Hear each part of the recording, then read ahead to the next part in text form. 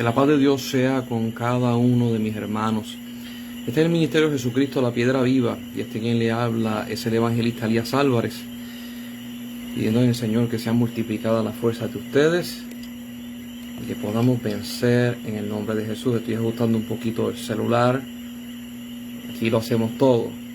Estamos en vivo. Gracias le damos al Señor por eso. Seguimos estudiando Teocracia, lo que es Biblia 1.06, y lo he dicho varias veces y lo repito de nuevo. Lo estoy haciendo así para que ustedes puedan hacer una diferencia entre las diferentes introducciones en la palabra que te llevan de punto A a punto B. Estamos en Teocracia porque Dios se les revela a Moisés. Moisés liberta al pueblo de Israel. Hay 10 plagas. Sale el pueblo de Israel, cruza el Mar Rojo, se paran frente al monte, al Sinaí, y Dios le da sus leyes. Y estamos hablando de teocracia porque teocracia es el gobierno de Dios eterno, gobierno soberano, el gobierno donde Dios es el que gobierna, Dios es el que es y Dios es el que hace. Ahora yo quiero que usted vea algo, porque aquí es el momento donde Dios le da sus leyes. Si usted va a ver el nacimiento de un pueblo, su gobierno y todo lo demás, para que haya un gobierno tiene que haber leyes, tiene que haber diferentes cosas que representen a ese pueblo. Entre ellos, usted va a ver que cada país tiene una bandera, y cada bandera pues tiene sus colores específicos que representan algo del país. Todo es simbólico, representa algo del país. No va a tener una bandera porque sí. Si usted va a la bandera de Puerto Rico, usted va a tener la estrella, usted va a tener el triángulo y usted va a tener las 5 rayas. Entonces va a tener los colores blanco, rojo y azul. Y cada uno de ellos significa algo. Cuando usted agarra la bandera cubana es la misma bandera puertorriqueña, pero con los colores invertidos. Entonces la gente dice, ¿se copiaron? No, fue un trato que se hizo para que fueran, como decían, de 2 alas, una misma cosa. Y simbolizan, ¿verdad? Hay una parte azul que simboliza el cielo, otra que simboliza lo rojo, que simboliza la sangre, lo que es la vida, y otro significa la estrella, o lo blanco, que significa lo que es la paz, lo que es la pureza, lo que es el ser céntrico, etcétera, etcétera. Cada país tiene símbolos, sea en banderas, sea en monedas. Aquí nosotros tenemos un sello donde está el Cordero sentado encima de una Biblia, y se le llama la Isla del Cordero a Puerto Rico. Cada país tiene un símbolo. Creo que el de Estados Unidos es el águila de cabeza blanca. Y usted va entonces a México, que tiene un símbolo también, pero no es el águila de cabeza blanca, sino es otro pájaro. Cada cosa tiene algo que te lleva a un patriotismo, te lleva a una realidad. Por lo tanto, cuando yo puedo estar en Estados Unidos o puedo estar en otro país y de momento yo veo la bandera puertorriqueña, me trae un sentido de pertenencia y un sentido de patria a los que han estado afuera. Y uno dice, ay, mi isla, de donde yo nací, de donde yo vengo. Todas estas cosas están conectadas con un gobierno, con una moneda, con una bandera, unas leyes, unas instituciones, un andamiaje gubernamental. Dios está agarrando al pueblo de Israel y está haciendo un gobierno en la tierra. Teocracia. Este pueblo lo va a representar, y aquí Dios, nosotros estamos en Éxodo capítulo 28, que vamos a hablar acerca de las vestiduras del sacerdote. Aquí Dios empieza a dar unas cosas que cuando usted se pone a mirar, usted dice, ven acá, Dios empezó con los 10 mandamientos, que son las leyes, y después vienen y dice, háganme un santuario. Escuche esto. No dijo, háganme una silla para que yo me siente, para que yo gobierne. No, el tipo de gobierno de Dios, como es sobrenatural, y para que sea genuino en la tierra, Dios tuvo que bajar lo mismo que estaba en el cielo y hacerlo en forma de modelo aquí en la tierra. Y estamos hablando del lugar de santuario con el lugar santo y el lugar santísimo. Y Dios le da al pueblo de Israel y le dice, esto es como se ha de adorar a Dios, sacrificar a Dios, y cómo se le va a venerar al único Dios verdadero. No hizo una silla con un trono, no hizo una mesa redonda como el rey Arturo para que se sentara todo el mundo. Hizo un santuario en donde él iba a habitar. Y de momento, de todas las naciones de la tierra que tenían reyes y tenían gobernantes y tenían faraones, se levanta un pueblo cuyo Dios es Jehová y no existe rey, porque Dios es el todo para ellos. Y esto que estamos hablando es teocracia, cuando Dios es el todo en tu vida. Por eso es que cuando nosotros nos convertimos a Dios y nacemos de nuevo, la Biblia dice que nuestro cuerpo es templo de Dios. Y yo quiero que usted vaya viendo esta analogía o este simbolismo o esta tipología de cómo Dios se manifiesta en el santuario. Quizás me estoy adelantando. Así también se quiere manifestar en ti. Y usted va a decir, oye, ¿cómo es que Dios se va a manifestar en mí? Yo no tengo un lugar santo, yo no tengo un lugar santísimo, yo no soy un santuario como el de Moisés.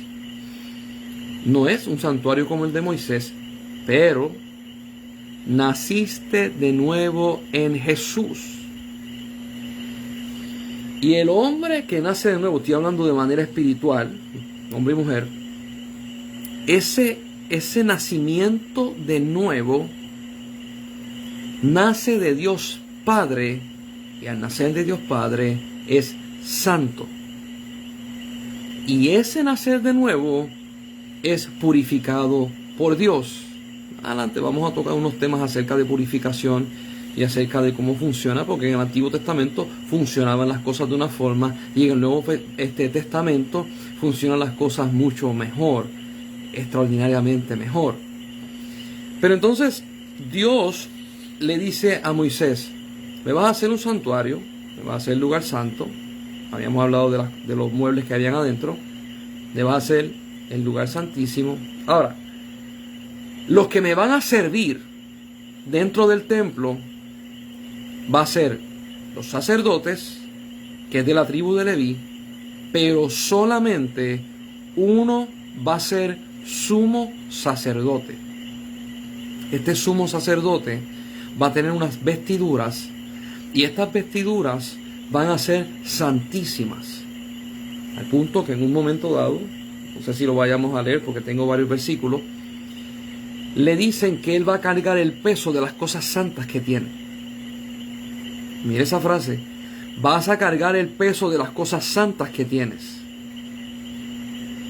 La gente ya no habla así en la iglesia. No hablan así. Deberían hablar así, deberíamos hablar así.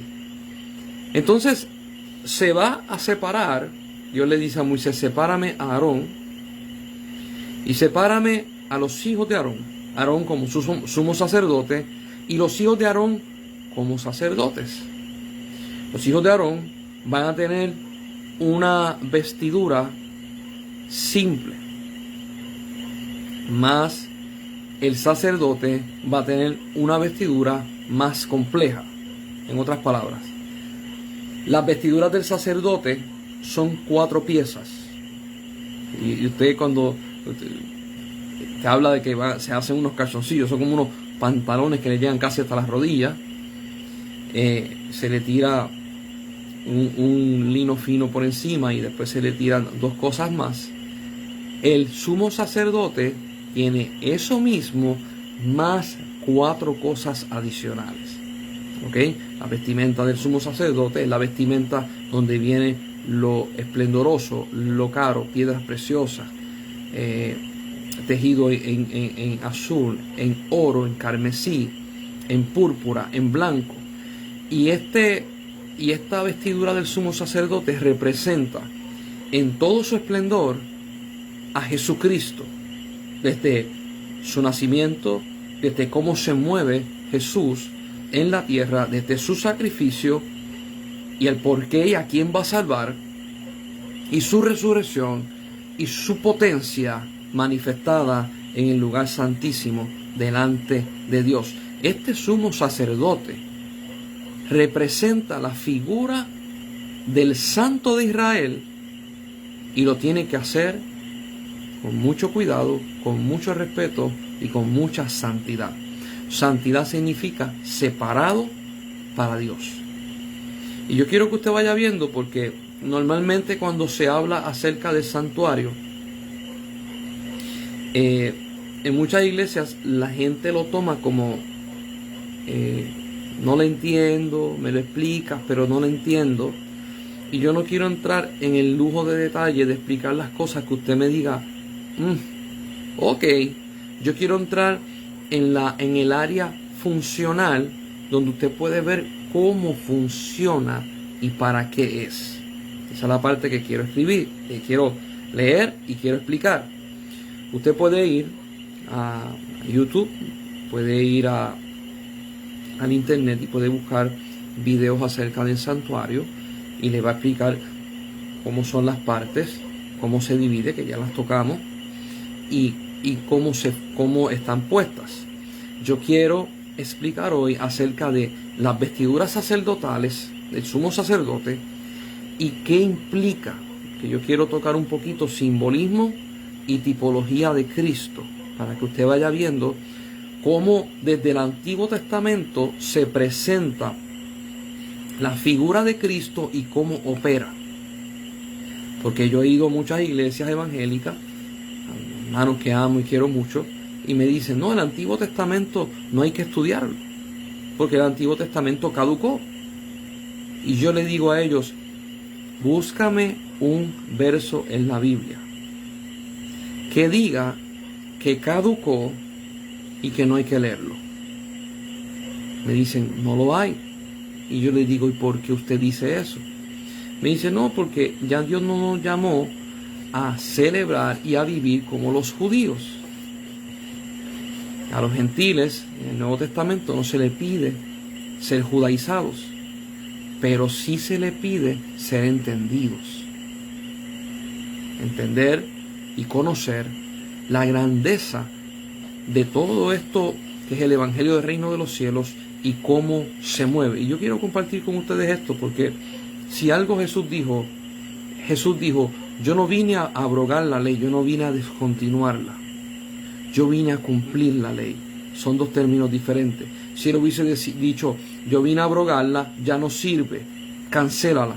Pero como él dijo, vine a cumplirla, para que él viniera a cumplirla, tenía que haber una base, un fundamento, tenía que haber un crecimiento y un mover, para que entonces él cumpliéndola, entra entonces lo que es el tiempo del Mesías y el tiempo de la iglesia. Si usted no lee el Antiguo Testamento, usted no entiende el por qué el Mesías entra y para qué el Mesías entra y cuál es su sacrificio. Le vamos a dar importancia hoy a lo que es las vestiduras sacerdotales y lo que es parte de la ejecución que él tiene que hacer como tipología a Cristo. Vamos a buscar en Éxodo capítulo 28, que te habla acerca de las vestiduras sacerdotales. Voy a poner los espejuelos, es de noche. Y hay mucho detalle, y te habla de un sinnúmero de piedras y un sinnúmero de acomodos. Y yo quiero más o menos, para no leer y que suene un poco aburrido.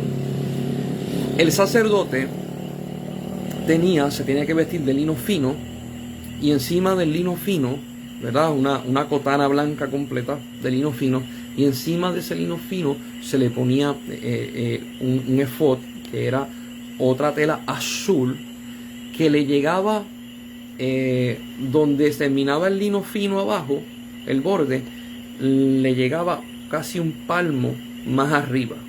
Cuando usted veía el sumo sacerdote, usted veía la cotana de lino fino y encima veía el efod, lo que es la vestidura azul.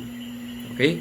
Esta vestidura azul, todos estos colores tienen simbolismo y tienen una razón de ser. La voy a explicar al final. Entonces, él llevaba esa vestidura azul y en sus hombros él llevaba 2 piedras. Esas 2 piedras estaban puestas en un era como si hubiesen hecho un molde de oro, y ese molde de oro tenía boquetitos para que se los cosieran aquí y aquí.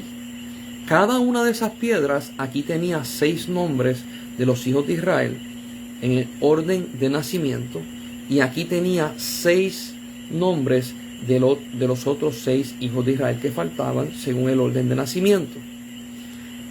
Estos eran piedras preciosas y se engravaba en la piedra el nombre. O sea, imagínense que yo tengo algún tipo de máquina eléctrica que gasta la piedra, y cuando usted tocaba esa piedra estaba como en las lápidas, cuando uno va al cementerio, que engraban dentro de la piedra, y entonces cuando engraban le ponen a veces en la letra la pintan de oro, etcétera, etcétera, y él tenía grabado esos nombres en esas 2 piedras. En el pecho de la vestidura iba, no quiero ir al detalle, pero estaba agarrado de aquí con unas cadenas de oro entrenzadas, y después aquí había una chapa completa en oro donde estaban 12 piedras, cada una de un tipo de piedra fina, un tipo de piedra preciosa, topacio, carmesí, rubí, etcétera. Y cada una de las piedras tenía el nombre de una de las tribus. Eso eran 12 piedras, porque son 12 tribus, y el sacerdote tenía los 12 nombres de los hijos de Israel en sus hombros, y los 12 nombres de los hijos de Israel en su pecho. ¿Para qué? Para que cargara en sus hombros a las 12 tribus de Israel, y para que tuviera en su corazón a las 12 tribus de Israel, para cuando él fuera a oficiar como sumo sacerdote, él representaba a Israel. Él no se representaba él mismo. Mire qué responsabilidad tenía el sumo sacerdote.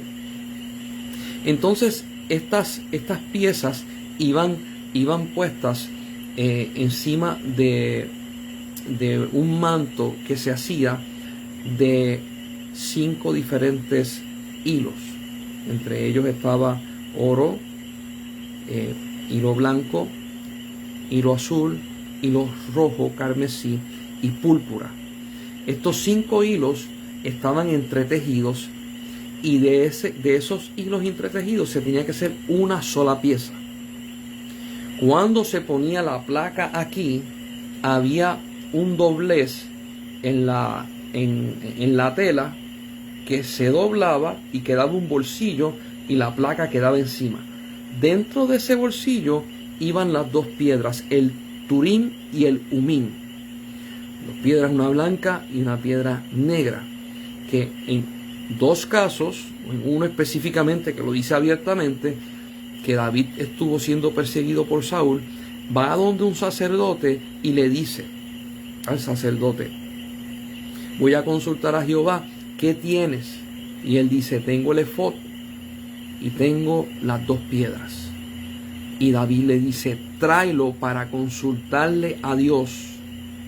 Y Dios desde las piedras le habló. Y esto es un versículo que cuando yo se lo digo a muchas iglesias, ellos no tienen relación con que esto pasó, porque no se toca. David fue a consultar a Jehová y consultó a las piedras, el urim y el tumim, y de las piedras la voz de Dios sale. Por eso es que cuando Jesús está en los evangelios predicando, él se encuentra Él está hablando y hay niños, hay gente vociferando, y hay gente diciendo, y entonces los discípulos le dicen, los mandamos a callar. Y él le dice, si los mandas a callar, las piedras hablarán. Y si usted no conoce el Antiguo Testamento, usted dice, oye, ¿cómo será eso? Que las piedras hablen, pero ¿de qué se refiere?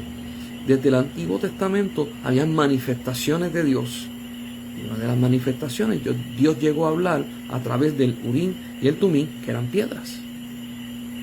Interesante, porque esto amplía lo que es Dios en su realidad y en su parte sobrenatural. Nosotros muchas veces tenemos una mentalidad pequeñita acerca de Dios. Repasamos 2 piedras con los 12 nombres de los hijos de Israel. En el pecho 12 piedras, cada una con los nombres de los hijos de Israel. Y dentro de ese saquito estaban las 2 piedras, la blanca y la negra. Esa vestidura, todas las piedras estaban puestas en una base de oro. Una vestidura muy cara. Y las piedras preciosas muy caras. Y eran labradas con hermosura. Ahora, en las vestiduras, en ese manto azul que él llevaba, ese manto azul en su borde tiene una granada y una campana. Una granada y una campana, y sigue así alrededor, una granada y una campana. ¿Para qué era? Para que cuando el sumo sacerdote entrara al lugar santo, se escuchara al sumo sacerdote trabajando dentro del lugar santo y dentro del lugar santísimo. Y se le pedía al sumo sacerdote que fuera así para que las campanas sonaran, y está escrito, y él trabajando no muriera delante de Dios. Esto es algo que tiene una responsabilidad bien grande. Yo quiero leer acerca de esa granada y acerca de esa campana. Yo quiero leer cómo la Biblia te presenta que va esto, porque todo tiene un simbolismo y todo tiene una responsabilidad. Dice, vamos a leer el 29 porque quiero retomarlo desde ahí. Dice, estamos en Éxodo 28, verso 29. Y dice, llevará Aarón los nombres de los hijos de Israel en el pectoral del juicio sobre su corazón. Lo que le dije aquí, que es el pectoral de juicio. Y dice, cuando entre en el santuario por memorial delante de Jehová continuamente, y pondrás en el pectoral del juicio el Urim y el Tumim, para que estén sobre el corazón de Aarón cuando entre delante de Jehová. Y llevará siempre Aarón el juicio de los hijos de Israel sobre su corazón delante de Jehová. Y harás el manto del efod todo de azul, y en medio de él para arriba habrá una abertura, la cual tendrá un borde alrededor de obra tejida como el cuello de un coselete, para que no se rompa. Y en sus orlas harás granada azul. En sus orlas significa en el final del manto vas a hacer granadas azul y púrpura y carmesí alrededor, y entre ellas campanillas de oro alrededor, una campanilla de oro, una granada, otra campanilla de oro y otra granada en toda la orla del manto alrededor. Y estará sobre Aarón cuando ministre, y se oirá su sonido cuando él entra al santuario delante de Jehová y cuando salga, para que no muera. Harás además una lámina de oro fino y grabarás en ella como grabadura de sello, santidad a Jehová. Esta laminilla de oro él la iba a usar en la cabeza, pero primero él se ponía un paño blanco, que era parte de la túnica blanca, y después iba en esa laminilla la parte santidad a Jehová. Ahora vamos a empezar a explicar los colores y por qué están los colores allí. Yo quiero que después usted, si tiene la oportunidad, Lea Éxodo capítulo 28 con detalle y aplíquele estas definiciones que estoy dando y busque más, porque para esto es la enseñanza. Yo estoy tocándolo por encima, hay unas profundidades que ya eso sería para una clase más profunda y para otras personas que están más adentro de cierta información. El sacerdote, como el sumo sacerdote, iba a utilizar una túnica de lino fino, blanca. La parte blanca significa que es purificado, que es santo, purificación. Y llevaban arriba también como si fuera una tela que se la ponían como si fuera amarrada aquí, como si fuera un paño. Y esta tela se le ponía para que sus pensamientos fueran purificados. Esto es sumamente importante. Cuando ellos iban a entrar al lugar santo y al lugar santísimo, ellos tenían que lavarse los pies y lavarse las manos. Tenían que purificarse. Y antes de eso, tenían que bañar, pero tenían que lavarse para que todo su cuerpo estuviera limpio y sus vestimentas fueran blancas, puras, para que trajeran el significado correcto dentro del templo. El blanco es purificación, puro. Ahora, la parte azul que tenía el sumo sacerdote, esa parte azul, que era otra cotana que iba encima, el azul significa el cielo, lo celestial, el gobierno celestial, la majestad celestial. Cuando usted va a leer lo que es el pectoral y lo que son las piedras que van encima de una tela entretejida de blanco, de oro, púrpura, azul y carmesí, eso va entretejido. Cada una de ellas tiene un simbolismo. Y aquí vamos. Voy a leer para no confundirme. El oro significa divinidad. Significa divinidad. La voy a decir aparte y después la vamos a unir. Cuando hablamos acerca de oro, la gente tiene a veces un problema acerca de lo que son las riquezas y lo que es el dinero. Hay personas que dicen, el dinero te hace daño. Y yo digo, el dinero no hace daño. El dinero saca a la luz lo que está en tu corazón. Cuando usted va a ver, esta vestimenta del sacerdote tenía oro puro. El sacerdote no podía tener problemas con que el dinero lo afectara, sino que el oro puro significa la divinidad de Dios, lo santo de Dios. El color rojo significa, el rojo tiene varios significados, desde el sacrificio de Jesús, derramamiento de sangre, resurrección, mortalidad. ¿Por qué mortalidad? Porque va a tener que morir. El color azul, como dije, significa celestial, y el color púrpura significa realeza, realeza de reinado. El sumo sacerdote cargaba su pectoral, pero encima del pectoral habían unas manifestaciones por causa de los colores que tenía.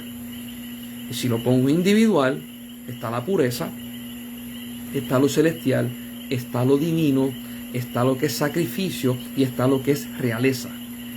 Esas 5 tenían que estar entretejidas como una sola pieza.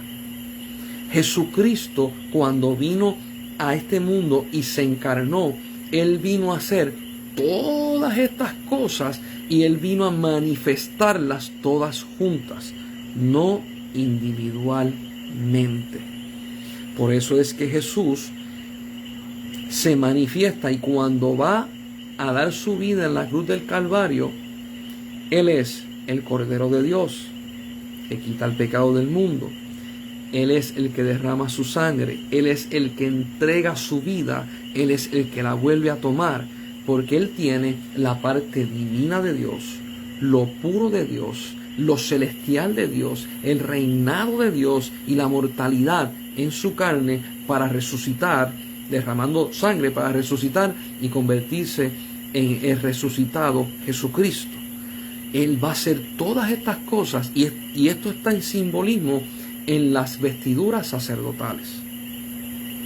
Y estas vestiduras sacerdotales, el único que puede utilizarlas es el sumo sacerdote. Y es el único que puede entrar al lugar santísimo. Los demás entran al lugar santo, pero solamente el sumo sacerdote entra al lugar santísimo. Y dice Pedro que cuando Jesucristo resucita, sube al santuario celestial y derrama su sangre en el lugar santísimo.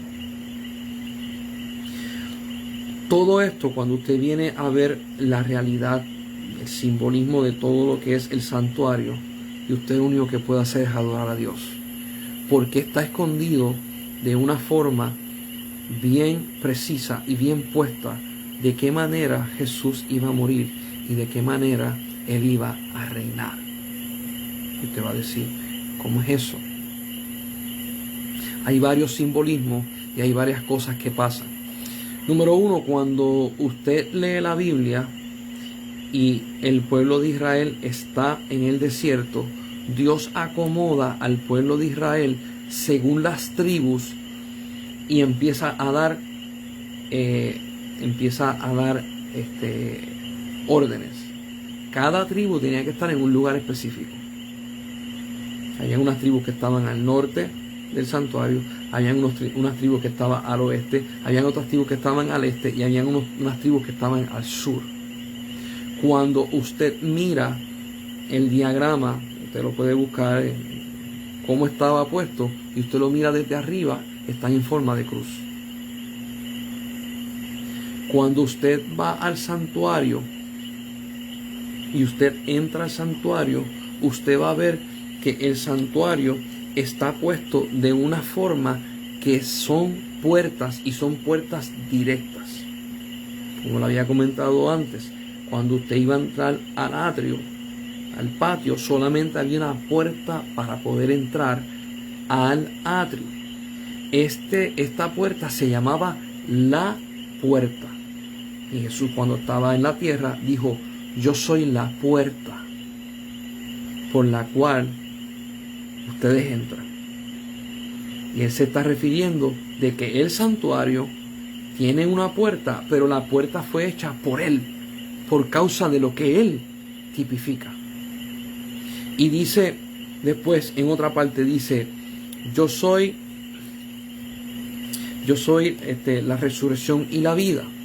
Y después dice en otra parte: yo soy el camino, la verdad y la vida. Y dice: nadie puede ir al Padre si no es a través de mí. El camino es la primera puerta, que no era una puerta, eran telas, para tú poder entrar al lugar santo. Cuando Jesús dice: yo soy el camino, te está diciendo: solamente por mí tú entras al lugar santo de Dios. La verdad y vida era la otra pared que estaba en forma de tela, la tela pesada, para poder entrar al lugar santísimo. Por lo tanto, cuando Jesús dice: yo soy la puerta, yo soy el camino, yo soy la vida, la verdad y la vida, Jesús te está hablando del santuario celestial. Nosotros lo entendemos porque hay un modelo del de Moisés, pero Jesús está diciendo: yo soy el original de Dios, el Hijo de Dios. Yo soy la puerta celestial, yo soy el camino celestial y yo soy la verdad y la vida. Nadie puede llegar al Padre si no es a través de mí. El santuario representaba lo que es Él. Ahora, cuando usted entra a la puerta, se pide que se haga un sacrificio. Ahí está el lavacro y está el lugar de sacrificio. Jesús le dice a la gente: el que quiere seguir en pos de mí, niéguese a sí mismo, tome su cruz y sígame. ¿Qué está diciendo Jesús? Si tú quieres seguirme, lo primero que tienes que negarte y sacrificarte. Sacrificar tu carne. Hay gente que dice: yo no tengo nada para sacrificarle a Dios. Tu carne. Tú vas a sacrificar tu yo. Tú vas a sacrificar tu voluntad. Tú vas a sacrificar tus sueños. Tú vas a sacrificar tu carácter. Tú vas a sacrificar hasta lo más que amas. Hay gente que dice: ¿y por qué Dios es así? ¿Por qué Dios me tiene que exigir unas cosas que son tan personales? Esto es bien sencillo, porque su gobierno es teocracia. Su gobierno es todo Dios, y al ser todo Dios, tú entras en Dios a disfrutar la deidad de Dios. Son palabras mayores. Mientras que aquí en este mundo, usted está en un gobierno, nosotros en Puerto Rico estamos en el gobierno demócrata, y usted está bajo la ley del gobierno de Puerto Rico, y usted está en democracia. ¿Qué significa democracia? Pues que si a mí me gusta, yo voto, pero allá el gobernador y yo acá con mis cosas. Nosotros no vivimos con el gobernador. Nosotros no tenemos los beneficios que tiene el gobernador. Nosotros no tenemos las ventajas que tiene el gobernador, las palas que tiene el gobernador, los amigos que tiene el gobernador, los padrinos que tiene el gobernador. Nosotros no tenemos acceso a lo que es el gobierno. Nosotros podemos peticionarlo, y de ahí pues se divide y cada persona vive su vida. En el reino de los cielos, por causa de que tú lo entregas todo, tú tienes acceso a lo que Jesús es. Y la Biblia dice que nosotros somos coherederos. Significa que heredamos con Él. ¿Dónde usted ha visto un gobierno en este planeta que usted y todo el pueblo herede todo lo que tiene el rey? Mira esto, Dios te pide el todo porque te quiere dar su todo. Si hay algo que la gente tiene que ir conociendo de Dios, es que Dios no te pide nada que Él no te vaya a dar, o que ya Él no te haya dado. Porque si Él te pide el todo, Juan 3:16 dice: de tal manera amó Dios al mundo que ha dado su único Hijo, para que todo aquel que en Él crea no se pierda, mas tenga vida eterna. Dios Padre dio el todo en su Hijo. Y hay gente que dicen: es que yo no confío en nadie. Escucha, es que en el reino de los cielos no existe desconfianza, no existe maldad, no existe pecado, no existe traición, no existe la gente que te hizo daño a ti, la gente que te robó, la gente que te engañó, la gente que te quitó. Eso no existe en el cielo. En el cielo es justicia, gozo y paz en el Señor. Y en el cielo nadie pasa necesidad, nadie pasa tropiezo. Dios te está llamando a ese reino. Escuche bien lo que voy a decir. No al reino de las iglesias de este mundo.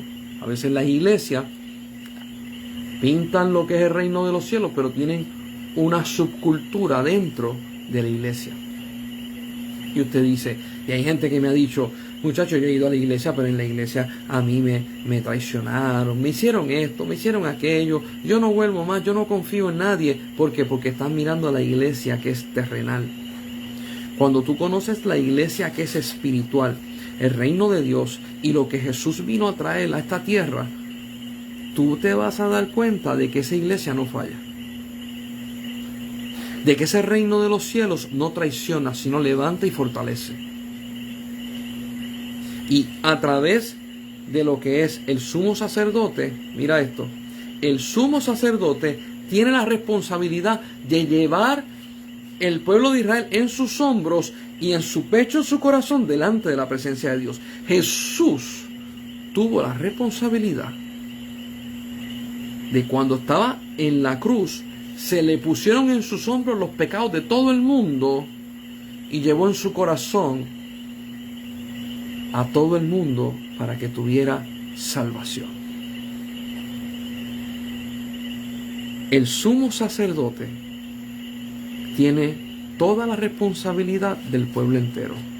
Jesús tiene toda la responsabilidad del mundo entero.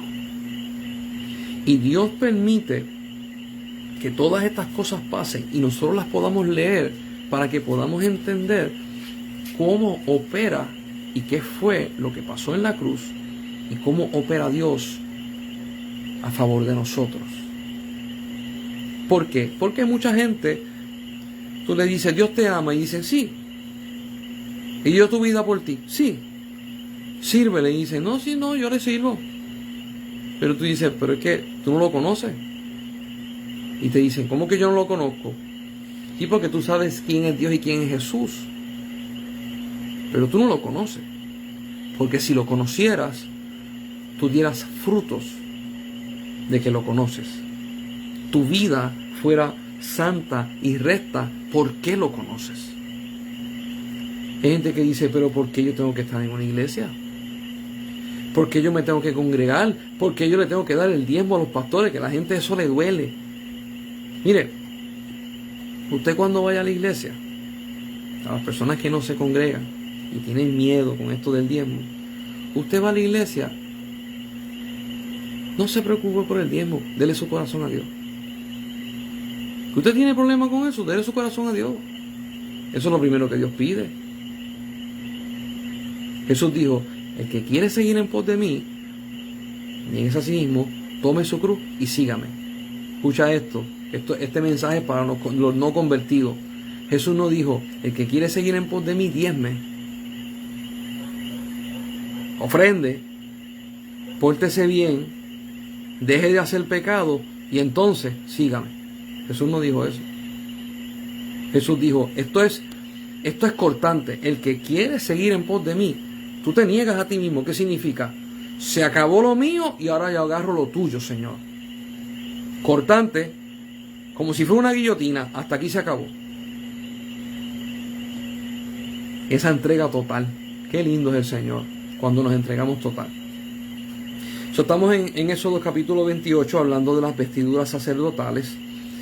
Y el sacerdote llevaba en su frente una lámina de oro que decía Santidad a Jehová. Y primero se ponía el pañuelo blanco y después se ponía Santidad a Jehová agarrado de unas cintas azules que simbolizaban todo lo que hablé acerca del cielo y acerca de lo que es Dios. Esa lámina de Santidad a Jehová se le llamaba, en algunos momentos se le llamaba una corona. Y esta corona significa de que en su mente y en sus pensamientos tienen que estar en orden con el cielo. Tienen que ser pensamientos celestiales. Tienen que ser el palpitar de Dios y el deseo de Dios. Cuando usted mira a Jesús operando aquí en la tierra, dice la Biblia, y esto lo dice, si no me equivoco, en Juan 10 y en Juan 15. Él lo explica, pero en Juan 10 lo explica más. Dice, yo no vengo a hacer mi voluntad. Qué precioso. Mucha gente cuando leen ese versículo no lo entrelazan con la placa que utilizaba el sumo sacerdote de Santidad a Jehová. ¿Por qué? Porque al tú decir, yo no vengo a hacer mi voluntad, estás diciendo, mis pensamientos, mis decisiones no vienen de mí, porque yo estoy separado para Dios y su voluntad la hago. Jesús dijo, yo no hago mi voluntad, yo hago la voluntad del Padre. Ay, Señor amado. Y Jesús dice, lo que yo veo hacer del Padre, eso hago. Lo que escucho hacer del Padre, eso hago. Santidad a Jehová. Lo mismo que llevaba el sumo sacerdote en la cabeza. Ay, Señor amado. Elías, ¿qué tú quieres decir? Que se supone que nosotros también llevemos eso en nuestra mente para que nuestros pensamientos sean puros. Sí. Usted sabe por qué la mayor parte de las personas no tienen éxito en que se manifieste la voluntad de Dios en su vida, en que el reino de los cielos se desborde a favor. Es porque sus pensamientos son para ellos. Pero si sus pensamientos fueran para Dios, el propósito de Dios se cumple sobre su vida. Y yo me he encontrado con un sinnúmero de gente que dicen, es que yo no entiendo por qué. Y me empiezan a comparar. Y dicen, porque yo veo que Dios opera en tu vida y Dios hace cosas extraordinarias y milagros y señales, y por qué en mi vida no. Y dicen, yo veo a tal pastor y yo veo a tal ministro que hacen tales cosas, pero por qué en mi vida no se mueven. No se mueven porque para el arranque hay un sinnúmero de personas que le enseñaron mal lo que voy a decir. Le enseñaron el versículo que dice: todo lo que pidieres al Padre en mi nombre, eso yo lo daré. Agarran ese verso, lo sacan de la Biblia y solamente enseñan ese verso. Todo lo que pidieres al Padre en mi nombre, eso yo se lo daré, porque yo voy al Padre, intercedo por el Padre y se le va a dar. Entonces la gente dice, pero es que yo voy a la iglesia y yo le pido a Dios y Dios no me da lo que yo pido. Entonces cuando lo llevamos a los versículos anteriores, dice, Jesús dijo, estad en mí y mi palabra en vosotros. Pídanle al Padre y todo lo que le pidieren, mi Padre se los dará. ¿Cuál es la postura? Yo estar en Jesús y su palabra estar en mí. Santidad Jehová. Y mucha gente dice, ¿eso es legalismo? No lo entiendes. Vamos de nuevo. Si usted tiene un padre que es dueño de una corporación gigante, y póngale que tiene 2,000 empleados, que tiene edificios y cuerdas de terreno, y bueno, la compañía vale millones sobre millones, y usted se pone a trabajar debajo de su padre, ese padre te va a pedir a ti de que tú tengas la misma visión que él tiene, de que tu corazón se mueva conforme al deseo de su corazón también. Por lo tanto, cuando tú vas a trabajar con él, él te va a pedir que tú manejes la fábrica o la corporación como él la maneja. Eso es lo mismo que Dios Padre le está pidiendo a nosotros a través de Jesús. Jesús dice, el Padre le ha dado a ustedes de que ustedes prediquen el reino de los cielos, y me ha dado el reino a mí y yo se lo doy a ustedes. Y en la naturaleza humana, que nosotros tenemos un sentido de propiedad bien fuerte, tan fuerte como la ley de gravedad, nosotros queremos hacer las cosas a nuestra forma. Y yo me he encontrado con muchos cristianos que aman a Dios, que quieren innovar el cielo. Vamos a ponerle algo nuevo para que se vea mejor. Vamos a ponerle algo diferente porque el cielo necesita mi ayuda. El cielo es un lugar perfecto. Es un lugar donde el Dios Todopoderoso, que sus pensamientos son más altos que los de nosotros, sus pensamientos nosotros no llegamos a ellos, lo planificó todo para que fuera perfecto. Si tú quieres innovar, porque tú dices, necesita innovación, todavía no has conocido al Padre. Mira cómo te estoy diciendo, todavía no has conocido al Padre. No te estoy diciendo que no has conocido a Jesús. Conociste a Jesús para salvación, pero conocer el corazón del Padre es para manejar el reino de los cielos. Y Jesús dice, si ustedes están en mí y mis palabras están en vosotros, pidan al Padre y todo lo que ustedes pidan, yo se los daré.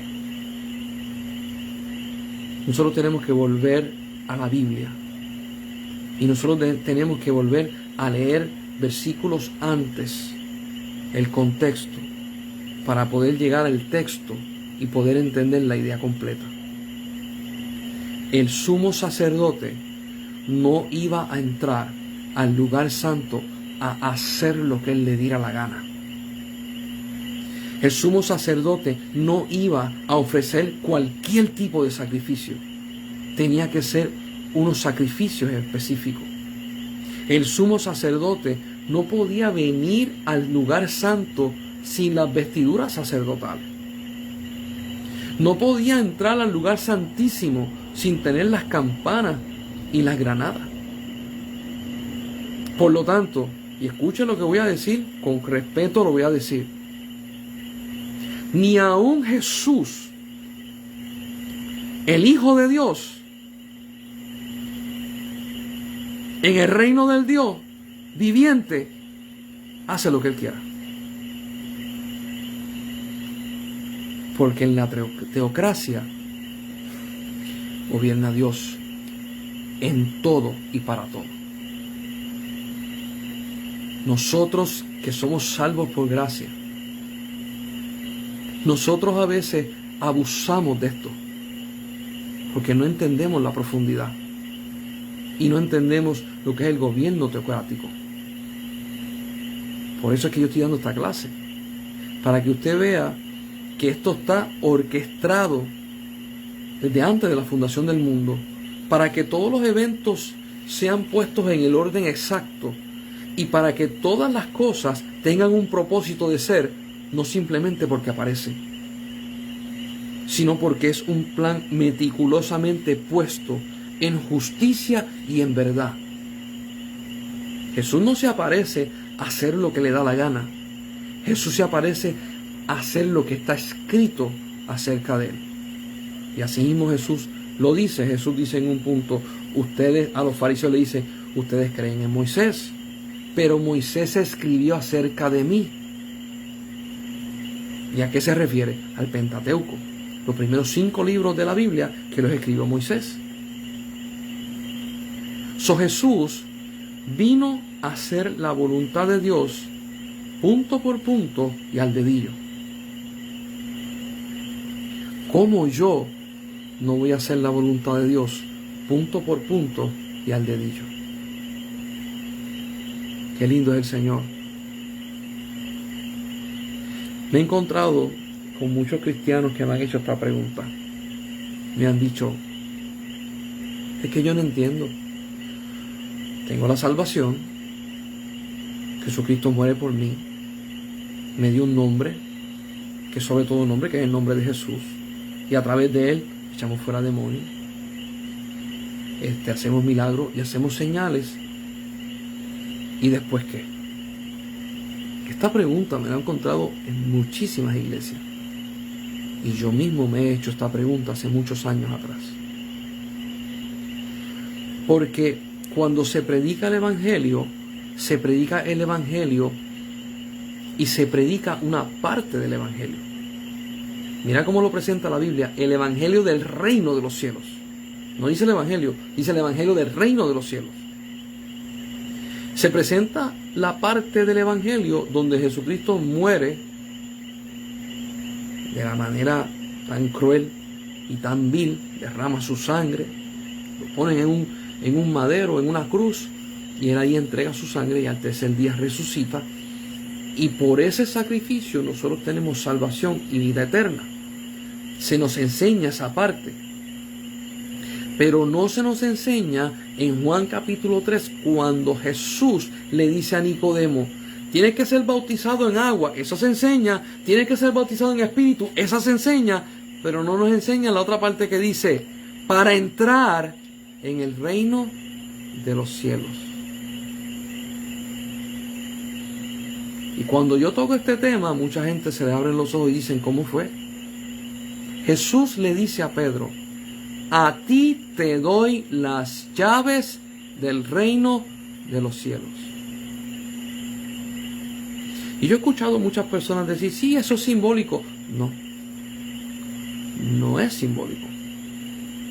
Y usted va a decir, ¿cómo va a ser? Si Pedro no tiene acceso al cielo, tú no has conocido lo que Jesús hizo. Por eso es que yo estoy hablando de esto.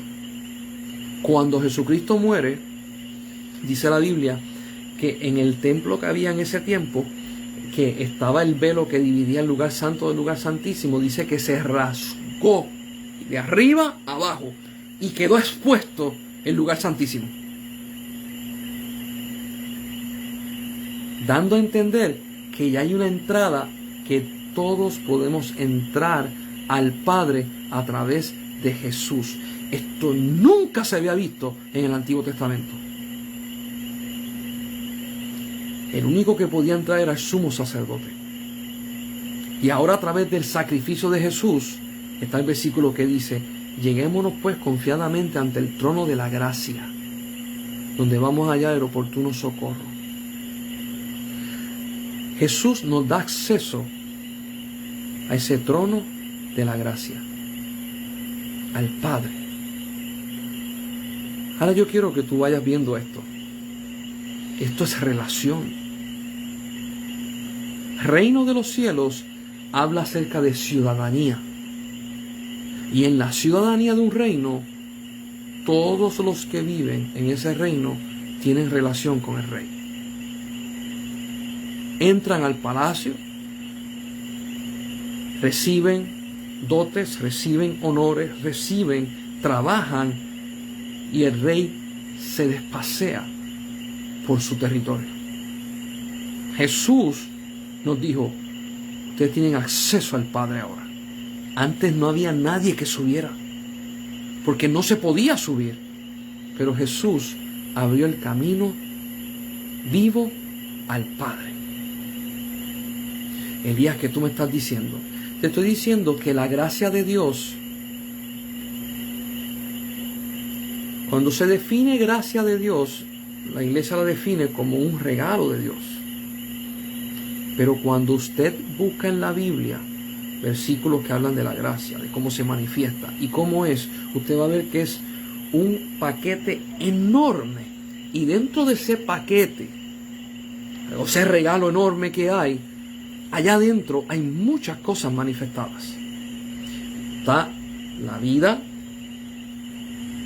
de Jesús, las enseñanzas de Jesús, la crucifixión de Jesús, los golpes y todo lo que pasó, la muerte de Jesús, la resurrección de Jesús, que Jesús sube al cielo, que Jesús intercede por nosotros, y la iglesia, y estoy hablando de la iglesia primitiva, empieza a ser, es investida por el Espíritu Santo, y el Espíritu Santo deja su habitación, que es el cielo, y baja a la tierra para vivir con los hombres, cosa que no había pasado en el Antiguo Testamento. Ese Espíritu Santo llena de poder a la iglesia y empieza a manifestarse lo que Jesús dijo en humildad y en sencillez: ustedes van a hacer mayores cosas que las que yo he hecho. Y va a ser predicado el evangelio de este reino a todas las naciones. Jesús vino a predicar el evangelio del reino de los cielos a Israel.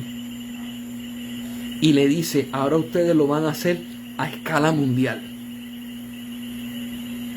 En ese paquete que es la gracia está la manifestación de la iglesia primitiva y el momento en donde el tiempo de los gentiles cae en acción. Y el tiempo, nosotros estamos en el tiempo de los gentiles. Y en el tiempo de los gentiles, la manifestación de poder, la manifestación del Espíritu Santo, la manifestación de la investidura, lo que dice el libro de Joel: en los postreros días los jóvenes soñarán sueños y profetizarán y el Espíritu Santo será sobre ellos. Todas estas cosas están pasando y la tenemos en cumplimiento ya.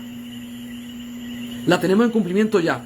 La iglesia a veces solamente abraza la cruz y el sacrificio y se le olvida todo lo que está dentro de la gracia y la manifestación de Dios. Dentro de esa gracia está escrito y está la manifestación de cuando se acabe el tiempo de los gentiles. Ya estoy entrando en un momento profético, y empieza el tiempo de los judíos otra vez, y venga el Mesías, y venga el anticristo, y venga el falso profeta, y después venga la batalla, y se acabe todo, y Dios destruya este planeta y nos lleve al cielo y esté en la boda del Cordero, y nosotros vivamos con Él en la tierra nueva, en la ciudad celestial, que el trono de Dios va a bajar y va a estacionarse, va a ser habitación de Dios, la ciudad celestial. Y ese va a ser el templo de Dios donde nosotros vamos a habitar. Yo quiero que tú lo entiendas. Nosotros vamos a habitar en una ciudad que va a ser el lugar santísimo y nosotros somos parte de ella. Y todo eso está en la gracia. No es tan solamente salvación. Es todo manifestación, es reino, es salvación, es poder, es Espíritu Santo, es manifestación de Jesucristo, es las bodas del Cordero, es el Padre glorificándose, es todo. Y a veces yo escucho a hermanos que aman a Dios y solamente conocen el sacrificio. Y como solamente conocen el sacrificio, dicen, ay, yo quiero que Jesús venga pronto y me lleve al cielo. ¿Por qué lo dicen? Porque este mundo está tan lleno de dolor y de quebranto que ellos quieren ya llegar a la patria celestial, porque allá no hay lloro, allá no hay dolor, allá no hay enfermedad. Pero yo te estoy explicando que en la gracia de Dios, aquí en la tierra, no tan solamente la salvación, sino la manifestación del reino de los cielos en la tierra. Ay, Señor amado. ¿Y por qué yo estoy tomando este giro? Porque yo quiero que la iglesia pueda ir viendo en Efesios capítulo 1, y con esto termino. Vamos para Efesios capítulo 1. Te habla acerca de la dispensación de los tiempos, porque yo quiero que usted vea lo que hizo Jesús, y cuando tú veas te vas a dar cuenta que esto es de una forma creciendo, de una forma aumentada, de una forma que no para. Nosotros estamos viendo tiempos históricos y manifestación del cuerpo de Cristo como nunca antes se ha visto sobre la tierra. Lo que pasa es que la gente dice, pero lo que pasa es que en mi iglesia no está pasando nada. Sí, pero en el cuerpo de Cristo a nivel mundial está pasando muchísimas cosas.